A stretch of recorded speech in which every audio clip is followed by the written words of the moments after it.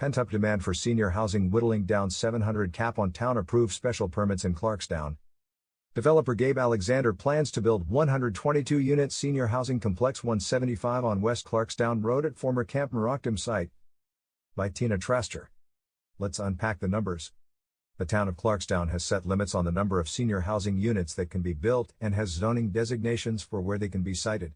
In total, there is a cap of 1,500 units that can either be built by special permit or in something known as an active adult residential zone, AAR. Only 700 units can be built under the special permit cap. If every project that is built, underway, or slated is completed, the allowable allocation remains at 165 units. However, the town board may, by resolution passed by a supermajority vote after a public hearing, can increase the total number of senior citizen housing units. With the pent-up demand for senior housing and assisted living housing, RCBJ thought it might be helpful to look at the current state of play. The latest contender is 175, a proposed 122-unit senior housing complex on the 9.18 acres on the east side of West Clarkstown Road at the former site of Camp Merockdim, formerly Camp Champion.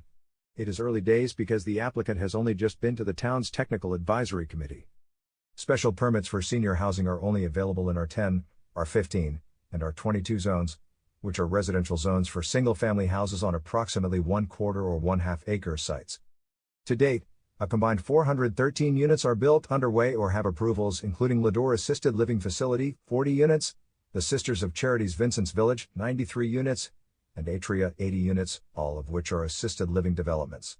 The Clarkstown Planning Board has also green-lighted senior housing on the former Kennelly's Grill House site at 962 Route 9 Watts, adding another 25 one-bedroom units to the growing mix of market-rate senior housing.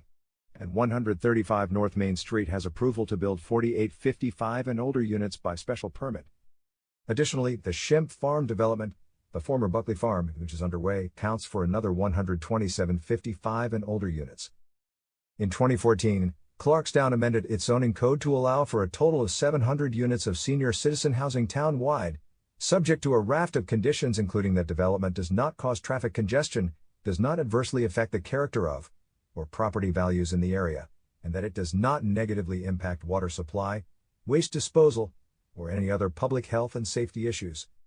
175 is likely to meet resistance with residents along West Clarkstown Road, who are fighting a proliferation of development in their neighborhood. The 122-unit senior housing complex, formerly submitted as the reserve, was presented as a revised plan to Clarkstown's Technical Advisory Committee last week after the town recently passed changes to the senior housing special permit zoning code that reduced density and added parking. The original project consisted of 144 units. The developer has proposed a 3-story structure, 62,774 square feet in bulk over a 1-story parking garage. It tops out at 35 feet in height and includes 214 parking spaces. Developer Gabe Alexander, who closed on the site earlier this month, paid $3.35 million for the land. All the existing buildings will be demolished to make way for the senior housing project. The land is zoned R22, which allows for senior housing by special permit.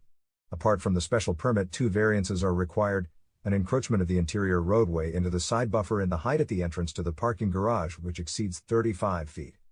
A traffic study will be prepared and submitted before the project proceeds to the planning board. Tree preservation and landscaping plans also need to be reviewed. Active Adult Residence, AAR, allows for 800 units. Clarkstown's zoning code also has what is known as the R or Active Adult Residence Zone, which allows a developer to apply to the town board for an overlay or floating zone allowance.